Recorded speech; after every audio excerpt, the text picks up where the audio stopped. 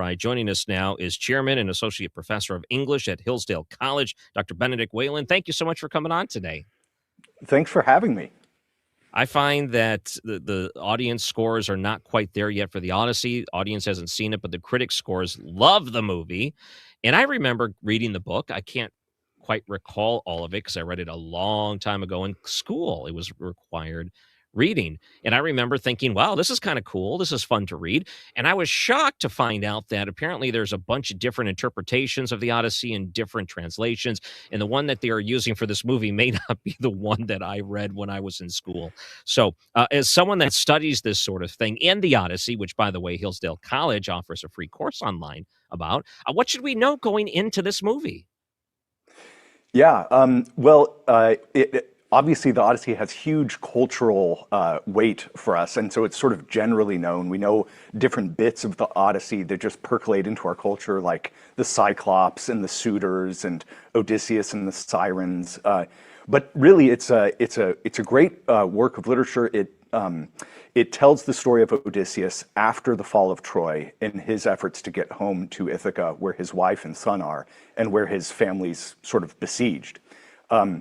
It's interesting. The work follows up on Homer's earlier epic, the Iliad, which tells the story of part of the Trojan War. I was watching, we obviously haven't seen Nolan's film yet.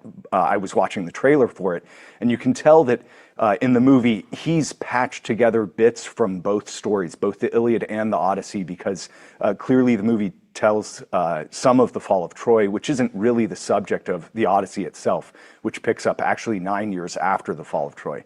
But we get this great story, this great hero. He's a veteran, he's a survivor, he angers some gods and so runs into some trouble. And eventually at the end of the work, I'm going to spoil the plot here. It's been out for 2,500 years though at this point. He gets home, he encounters 108 suitors who are all paying court to his wife. And eventually, with help from a goddess, Athena, and his son and a few loyal servants, he butchers them and reestablishes his political order, really. So I guess there's different interpretations of this. I didn't understand that there's different translations, rather, and that could really change the story. So when it comes to the different translations and what they may be using for this movie, is there anything we should know about maybe some of the artistic sides of it that may surprise some of us that read this before? Yeah, it's a wonderful poem. It's written in verse in hexameter, although different translations will render it in different forms of verse, and there are good and bad arguments for this. Sort of famously, some of your listeners may have heard of Emily Wilson's recent translation that rendered it in iambic pentameter, which is a shorter verse line. And she translated, for instance, the first line of the Odyssey. She describes Odysseus as a complicated man. And she's translating this word polytropon, which is the adjective given to Odysseus in the opening line. I don't love the translation complicated. For instance, Robert Fagles translates the line, "Sing to me of the man mused, the man of twists and turns." And I really, really love that line because it captures something about Odysseus' very character. He's twists and turns because he's been on a 9-year voyage home. So literally in his journey, it's been twists and turns. But he's also the sort of guy who's really hard to pin down. So you can't really grab him right away. He's not easy to understand. He's not easy to figure out. He's complicated in this additional sort of wily, clever way. And so that's one example of the translations can really shape how you look at the character. Is he complicated in some modern sense, or is he a hero of great epic stature who twists and turns throughout this ancient world on his way home? I don't know what translation Nolan is drawing on. I imagine he probably consulted several different ones. In our online course for Hillsdale, we worked through the Robert Fagles translation, which is a really, really wonderful and highly accessible translation. So if your viewers are wondering if there are so many editions out there, what should I pick up, what translation? I really encourage the Fagles. As you mentioned, you read the Odyssey at some point back, and I imagine many of your viewers have. I just want to make a pitch to people to just pick it up again. People are surprised constantly at actually how readable and fun it is. So it might sound stuffy. It's some ancient epic poem, but it's really, really not. It's highly accessible. And so I hope that if people are sort of inspired or were curious after seeing the Nolan film, don't be intimidated by the antiquity of the work or its length. It's really, it's a ripping good read. Mm.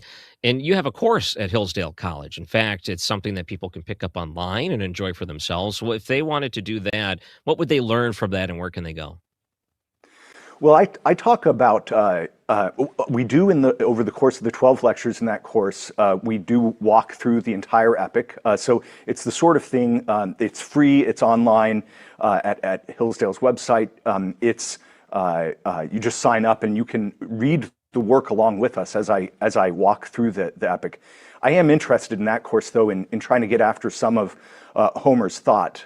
He's a very rich poet and a rich thinker, and so he has a deep vision of what human excellence looks like, of the importance of marriage in a political order. This is one of Homer's central concerns.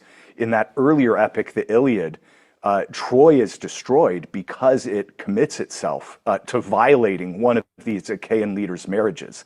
And what we see in the Odyssey, in fact, in a simple way, to put it simply, is that actually the political order of Ithaca is restored through the restoration of the marriage of Odysseus and Penelope.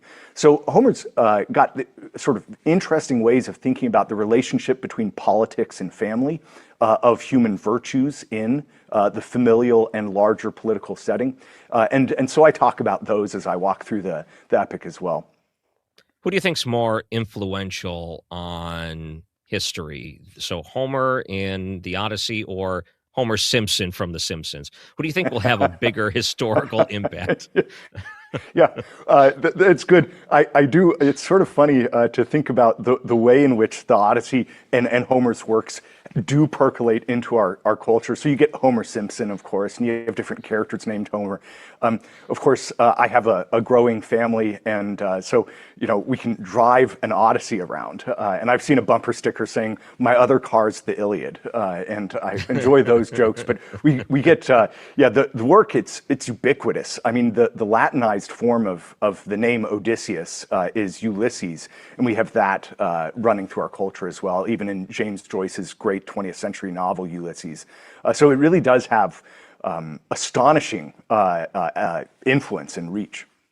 I know there's a lot of people, and probably one of the biggest criticisms of Christopher Nolan and the movie, which we haven't seen yet, which is coming out here, is that, okay, you make it too Hollywood and you have the influences of the modern day Hollywood and you infuse those into the messages of something that, is truly a fantastic piece of work. Does that concern you that they'll change it in a certain way that may lose its original meaning?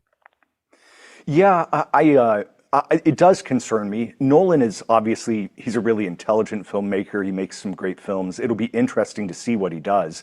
I'm sure, obviously, it will diverge from Homer's work in all sorts of ways. I guess part of my hope would simply be that Nolan's film sort of raises enough interest that Americans turn back to Homer's work and do actually read it, because it will reward them, and whatever Nolan does, it will be somewhat different than Homer's original. It's a work that rewards reading and rereading. So even if you think you knew it from high school or from college, it's remarkably rich and can show us a lot about sort of human virtue and politics and the good. And so I do hope, my hope is that this actually, Hollywood's Hollywood, but that through the weight and the influence and the ad campaigns, that this really does inspire a sort of resurgence of interest in Homer's work. There's a Homer's Odyssey episode of The Simpsons, and I think it's season 1. So I wonder how many people, not knowing the original work, will look at that and say, "Oh, I remember seeing this storyline on The Simpsons. I can't believe they made a movie off of this."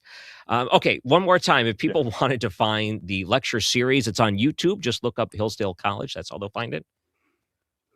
Yeah, and on Hillsdale's online courses, we have a dedicated web page to those courses, and people can log in and sign up for free. And the Odyssey is there. There are a lot of other courses. I know the Iliad is also going to be coming out, and lots of great courses on literature, but also politics, the Constitution, on music, etc. So I think something to suit all tastes.